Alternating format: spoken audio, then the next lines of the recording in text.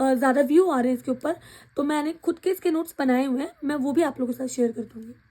Now next, मनोविज्ञान की यह परिभाषा लगभग 1870 तक सर्वमान्य रही और मनोविज्ञान जो उस समय दर्शन शास्त्र की शाखा थी, एक विषय वस्तु मन भी बनी रही।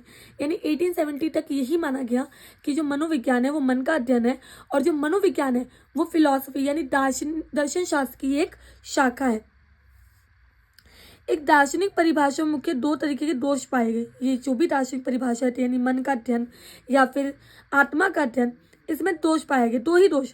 पहला दोष है कि जो सोल है या मन है ये एक एब्स्ट्रैक्ट है, ठीक है, अमूर्त वस्तु है जिसको देखा या सुना नहीं जा सकता है। आपने आत्मा को तो नहीं देखा है, ना ही मन को देखा है, और ना ही आप मन को सुनते हैं, ना ही आप आत्मा को सुनते हैं। अब आप बोलेंगे नहीं हम मन की बात तो सुनते हैं, बट वो मन की बात का मतलब यहाँ पर उस मन से नहीं है।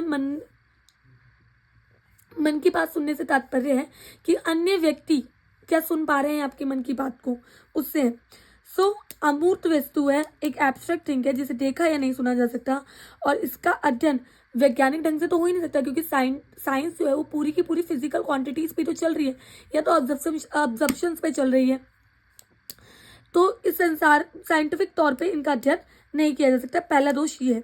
दूसरा दोष ये रहा कि मनोविज्ञान को मन या आत्मा का विज्ञान मान लेने से इसकी वस्तु अस्पष्ट ही बनी रही, क्योंकि इन शब्दों का प्रयोग अनेक अर्थों में हो सकता है, ठीक है।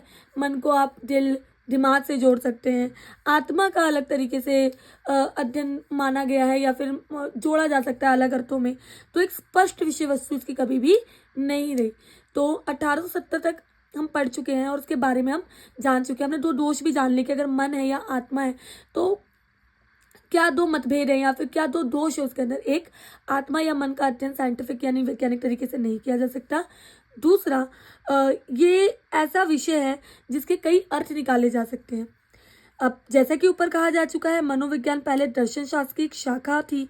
1879 में जब विलियम वुंड ने जर्मनी के लिप्जिग विश्वविद्यालय, इसका नाम आज कार्ल मार्क्स विश्वविद्यालय रखा गया है, मनोविज्ञान की सबसे पहली प्रयोगशाला स्थापित करी।